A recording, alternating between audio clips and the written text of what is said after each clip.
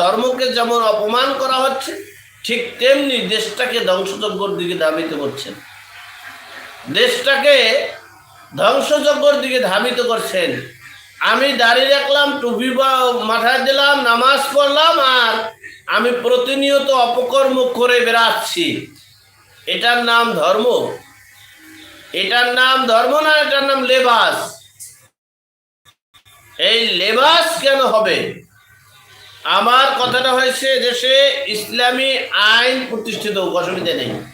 সেই আইনটা কি শুধু আমার জন্য, আপনার জন্য নয়। সেই আইনটা, যে আইনই করা হোক, সেই আইনটা শুধু আওয়ামী লীগের জন্য, আমার জন্য, আপনার জন্য নয়। সে আইনটা তো প্রতিটি মানুষের জন্য। আপনি অপরাধ করলে আপনার বিচার হওয়া উচিত। আপনি চুরি করলে আপনার চোরের হাত কর্তন করা উচিত। আপনি চুরি করছে, এই সন্দেহ ভাজন করে আপনারা গণপিটুনি দিয়ে মেরে ফেলবেন, এটা আইন? এইটা ইসলাম? ইসলাম কোনটা?